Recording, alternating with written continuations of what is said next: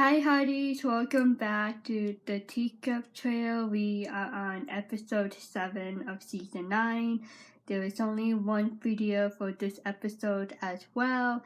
This episode, I thought it was highly focused on Nathan and May, and I found it really interesting. But however, we will talk a bit about Lucas and Elizabeth along the way. I hope you enjoyed this review as well. Hi. May I walk you home? You never have to ask. Thank you. You're welcome. How was your attorney meeting? You were getting a second opinion on the sale of the oil business? Oh, fine. Unfortunately, the second opinion is the same as the first. I wish I had the same kind of passion for my work that you have for yours. Teaching has always been my passion ever since I was a child. I know. I admire that. Well, what about you? What did you want to do when you were younger, traveling through Europe with your parents? I wanted to live in one town, in one home, where my family and I could get to know everyone and everyone could get to know us. I wanted to be here with you. Well, then that makes us both very lucky.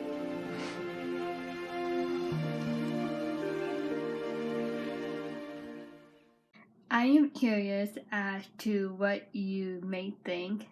What would be the next adventure for Lucas? Career-wise, what do you think his next job would be? I would love to hear your thoughts on that. It seems that Lucas is still thinking about his future, and he is getting stuck in what he wants to do next. And I think that's a normal thing for people to go through. And he even told Elizabeth, like, you knew what you wanted to do, and here you are having accomplished a clear path for yourself as a teacher and now as a writer. Lucas is trying to find inspiration, desire, goals that he wants to accomplish next after getting out of this oil business. Thanks. There's no arrest warrants for Jeffrey Lewis, but Bill, there are 3 for May Sue. You don't seem surprised. Because I'm not surprised. Why aren't you surprised? May hired me as her attorney, so legally I couldn't say anything to you. The moment of truth. May's secret is finally out. And some of you guys think like, well, maybe she shouldn't tell him right away. Nathan is still recovering from the accident, and that's a good point. But to me, myself, I'm like, if she doesn't tell Nathan, I know how Nathan is. He will like behave in a way that he is very upset, and that he just like doesn't want to be near anyone, especially May. Like, he will be like very, very disappointed. What are May's charges? Larceny, forgery, spousal abandonment. All made in Chicago. Also, Nathan didn't know that May has a husband named Jeffrey, who is standing inside the jail cell at this moment. I looked up the word larceny because I wasn't sure what that meant. So the definition of larceny is theft of personal property. So that's number 1 crime that May supposedly committed. The second one Nathan mentioned, forgery, and I thought, like, in relation to what? Like, what did she forge on? And the third, let me know if I heard it wrong, but I heard spousal abandonment with May's son, because she did left Jeffrey out of the blue and not telling him where she went. Basically, she escaped from him. 3 things against May. That doesn't look good for her, and that's more than enough information that Nathan wants to handle at this moment. You can see he went out just to try to get his head cleared, and I feel bad for him because he found out after Bill. But even though Bill is an attorney, like Nathan understands that part, but still is disappointed him how May been hiding all of this information from Nathan, and also they are still like in a disagreement phase from what happened in the last episode. May told Bill, basically told him off to Bill that Nathan been struggling at work and with his horse, and that even made it worse on top of this new information about May past.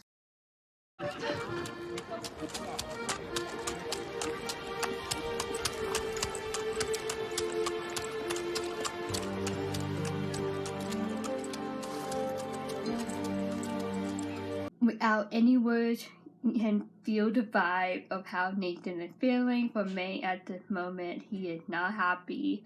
And if you watch the episode, May got a permanent employment in Hope Valley at the Yost soda fountain ice cream shop / pharmacy. So it looks like she is staying in Hope Valley for good. And I think that would be great. She became a likable character despite her past. Your husband is rather annoying. You know he's not my husband. Well, I don't know what or who he is. That was you. Riding to town a few months ago dressed as a man. A woman's safer traveling that way.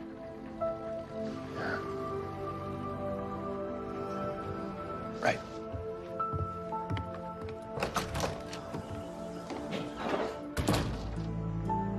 Let me know what you think why Nathan left that room like that. I thought there was like some meaning or something that May said that made him upset and made him leave the room like that.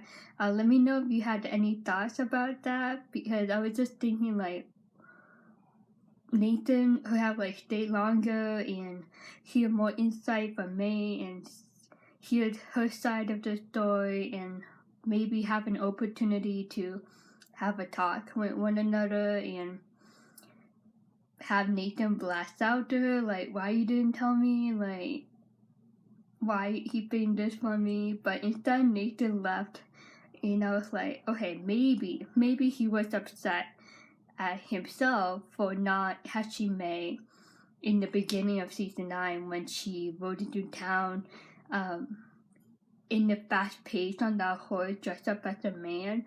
So I think Nathan was upset that he didn't hurt her in that act. Like, if he hurt her dressed up as a man in episode 1 of season 9, this wouldn't have happened. Like, Nathan probably most likely would have found out right there and then, like, what May was doing in town.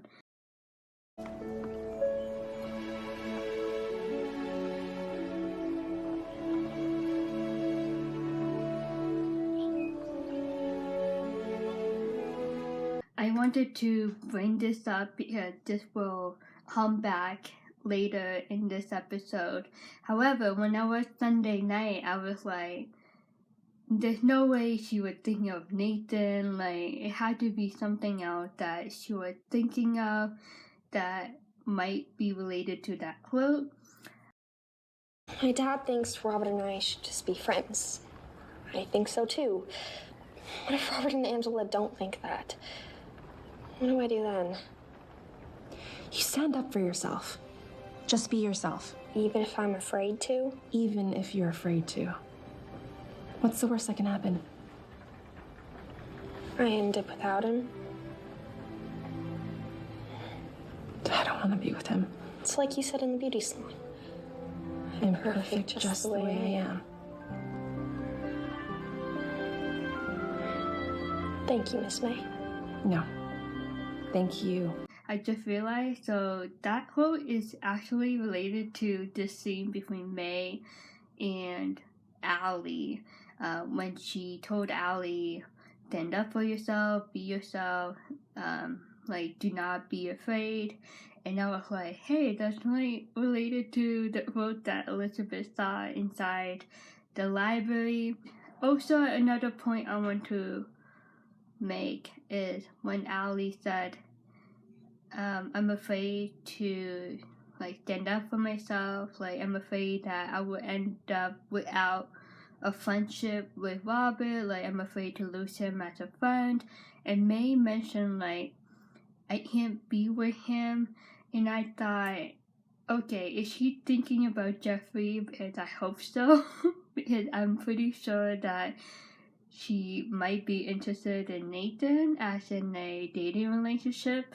So at the same time, May is like giving advice to Allie, but in the other way around, May is actually giving advice to herself too, and motivating herself to make a decision on how to proceed in her own personal situation with Jeffrey. So she basically had like a haha moment, like a light bulb went on inside her head, like I can't be with Jeffrey, like I'm so done with the past, like this needs to end now.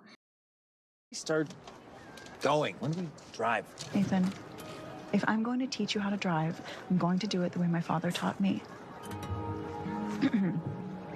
Upon entering the vehicle, make sure you're comfortable. Orient yourself with your controls. Briefly, steering wheel, brakes, very important of course, throttle, spark arrestor. Nathan? Would you mind terribly if Lucas taught me how to drive? Not at all. Thank you for understanding. Of course. You know, maybe it was a good thing that you and I never got together. Maybe. We finally got to see the moment when Elizabeth teaches Nathan how to drive. She barely taught him how to drive. Nathan can be very impatient. I don't know if you see that, but compare between Lucas and Nathan, like Nathan has like minimum patience with him. He is not patient at all in this driving lesson with Elizabeth. And what a remark he said at the end of the scene about, oh, maybe it was a good idea that we are not together. And I was just like, seriously, dude? And part of me, like, it was funny, but the other part of me, like, that's a bit offensive because Elizabeth mentioned that that's how her father taught her how to drive. So she basically copying and repeating what her father taught her, and Nathan just like didn't like it at all. And I was just like, oh wow. Now, May, they found a marriage license with your signature on it, just the way Jeffrey's been claiming. I told you, he's made up everything. What are you talking about? Be quiet. Now, I've been holding him on assault charges because he punched me in my office with no witnesses present. I have no choice but to let him go. I'm sorry. Bill, what am I going to do? Nathan and I will look out for your safety, but the rest is up to you. Forgery that must have been from the signature on the marriage license. You'd allow me to explain. Jeffrey, you couldn't possibly explain. Just give me a moment, that's all. You accuse me of things I didn't do. I had to find you. You know how I feel about you. May, listen, you need to come back to Chicago. I don't know how you knew I was here, but I'm not leaving. I made mistakes and I took you for granted. May, please, wait. Goodbye, Jeffrey.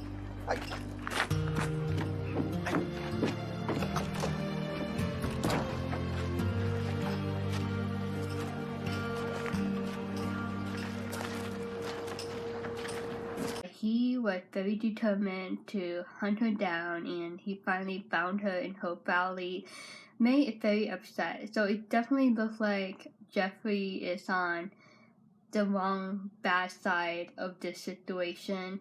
And I thought it was pretty cool that Nathan was looking after them and that he was basically like protecting May from a far distance. And when Jeffrey saw Nathan looking over, like he knew he had to step away from May. And hopefully he does something bad against her in Hope Valley where it would get him arrested and taken away, or May finds new evidence that may help her to get him arrested and be put away.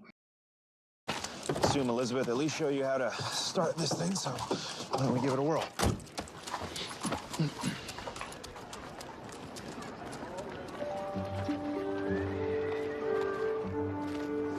Someone came into town yesterday claiming to be May's husband.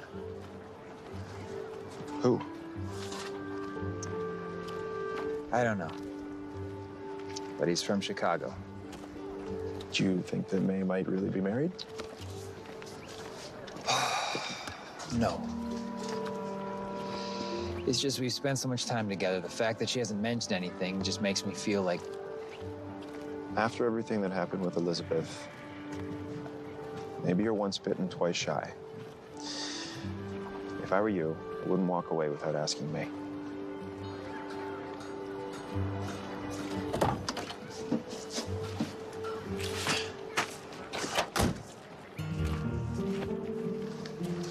Thanks for the driving lesson, Lucas. You know, if you actually ever want to learn how to drive, you just reach out. Appreciate it. I don't know if I saw it right, but I was thinking, like, did Elizabeth tell Lucas the whole story about what happened when she taught Nathan how to drive? Like, I don't think Nathan started the engine yet. Anyway, it was very nice of Lucas to free up his time to give time in teaching Nathan how to drive. I really like how Nathan opened up to Lucas. I think Nathan trusts May in a way that she did not put this on herself, that she was forced to be in this relationship, in this fake marriage with Jeffrey. I think Nathan trusts her on that part, but I think he doesn't trust her in a way that she'll be open and honest with him. She'll have, like, set time aside to tell Nathan about her past. Like, remember when they were in the saloon and before Nathan got up to get the menus, he even asked her, like, you know, why you came to Hope Valley and so forth. That would have been a great opportunity for me to tell him. Even though Lucas might sound a bit harsh and judgmental to Nathan, Lucas meant it in a good way, and I just did not like how Nathan just left him, and I'm just like, Lucas freed up his time to give you a lesson. Like, at least Lucas will teach you in a different way from Elizabeth, and it's a man talk. Like, he not only giving you a lesson, but he trying to help you and figure out this situation with May, and I did not like how Nathan just left. And you see Lucas, he just like, what did I do wrong? And he seemed a bit disappointed that Nathan was impatient and really didn't want to listen to what Lucas had to say to him. I feel like it's becoming like a habit of Nathan. Like, when he's just not himself, he just like leave the room or just leave a conversation abruptly. And he did it in the attorney room with Bill and May earlier, and with Elizabeth teaching him the driving lesson, and now Lucas, he is not himself. Penny, for your thoughts? I think our relationship is worth a little more than that, but yes, of course. So here are my 2 cents. If fear is a person's only motivation in life, then they won't move forward. They won't accomplish anything. I couldn't be any more thankful that I ventured out on my own from Hamilton all those years ago and became far less fearful about everything. And now I feel as though I could do almost anything. Even more so with you. Thank you for always being so supportive.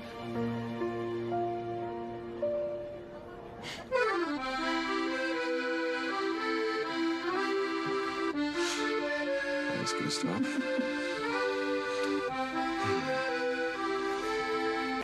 Gustav always steal the scene in like the most random way. Like something about him is just like he's a scene stealer.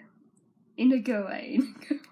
That quote brings back in this scene between Elizabeth and Lucas. She mentioned about having fear is not good in life, and it keeps you from what you want to do. It keeps you from accomplishing your dreams and goals in life.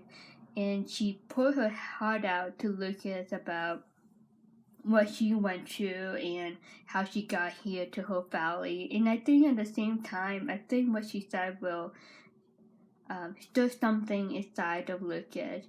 And I think it will motivate him to not be afraid of what to come next after he officially get off the oil business. And I think it was a beautiful advice that Elizabeth gave to Lucas in an indirect way. There's just enough chill in the air to remind us that autumn is at the door.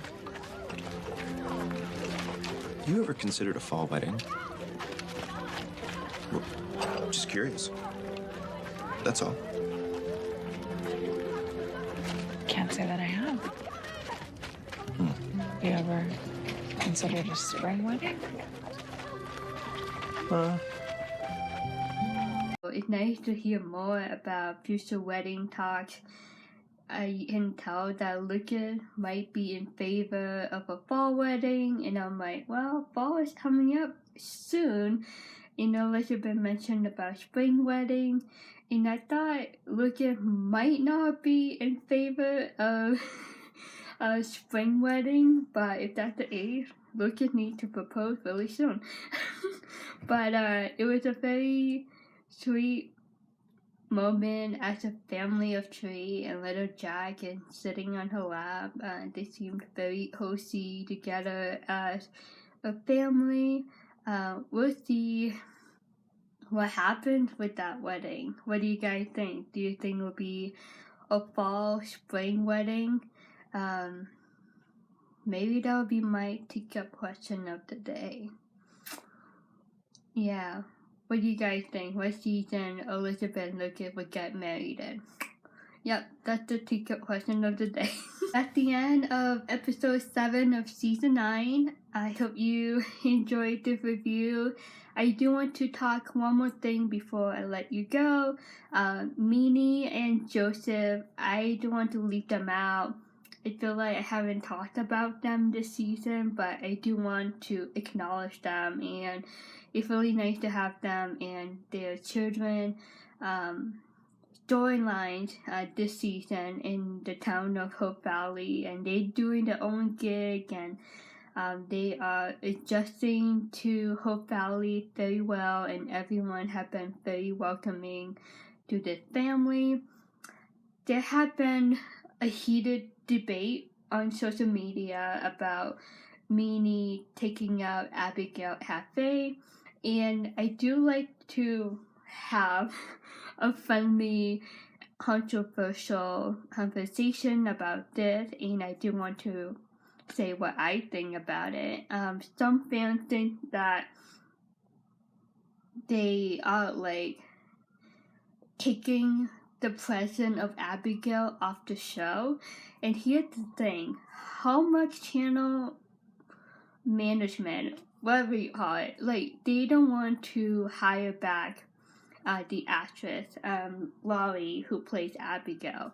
The cast, the crew, I assume some cast and crew members like doesn't mind Allie coming back on the show. Of course, I want Allie to come back. I think whatever happened in her personal life, I think it should be separate from her work life, and I think it would have brought greater and more storyline to this show, and I do believe in second chances. And if you were in her situation, you know, like, of course you want to go back out there and get a job and earn money. Like, you don't want to be stuck not making money and staying home all the time. But unfortunately, Hallmark is not interested in getting Laurie back on the show for Abigail. Like, they could have a replacement actress for the role of Abigail, right? But I think that would be very dramatic and very unfair to Laurie. So, in this case, Minnie buying up Abigail Hefe, good for her. I mean, in the world of Hope Valley, like, Abigail's not coming back to Hope Valley. Like, they try to mention her name here and there, try to respect the character of Abigail and respect the actress Laurie. Like, they still show respect to this character. And even Bill, mentioned about talking to Abigail about this partnership with Minnie and Minnie buying Abigail out and taking control ownership of Abigail Happy. Like, I don't know if they're gonna change the name, but I think it's about changes. I mean, things happen, right? I mean, in today's society, like, businesses change, the name change. Many companies are being bought by other companies and becoming a merger, so things happen. So I guess I would say it's normal for what Minnie is doing, and she loves cooking, and she is becoming a businesswoman, and I really like that. And she stepping up on her own ground of what she wants to do for herself. She doesn't want to only focus on being a pastor wife and a mother all the time. Like, she wants to do something that will make her happy for herself. Her personal desires and goals that she wants to accomplish for herself in her life. So I'm not complaining, and I think it's great. And Joseph doing his own thing, being a pastor and building stuff for people, DIY projects around town, and being a good listener, like he was to Elizabeth at the end of the last episode when Elizabeth told him that she wanted to have a big wagon built so she can travel to donate books to surrounding towns. So Joseph and Minnie, I've been enjoying the storyline this season, and it's really nice to see them making their debut, if that makes sense. Like, they're just doing their own thing in their own style, and I like that. And I thought it was very nice of Lee to help them in getting that loan for the cafe. There's a lot of risk in doing that for what Lee did for the Handfields and helping them to get the loan for Abigail Cafe, but that was very nice of Lee to do. Hopefully that doesn't turn out in a bad outcome. I hope they don't have any trouble down the road, even though Lee was just trying to help them. That was very noble of him to do. So, shout out to Minnie and Joseph. They are a great couple, and they're doing great in season 9, and really nice to have them on the show. That's all I have to say for now. As usual, feel free to express your thoughts on anything that I talk about down below. Again, I would love to hear from you, and anyone who is new on this channel, I would love to get to know you and hear your thoughts about this episode. Teacup question of the day: what season do you think Elizabeth and Lucas would get married in? I think that's a fun question to think about. I hope you're having a good day, and I'll see you next week with episode 8. Bye.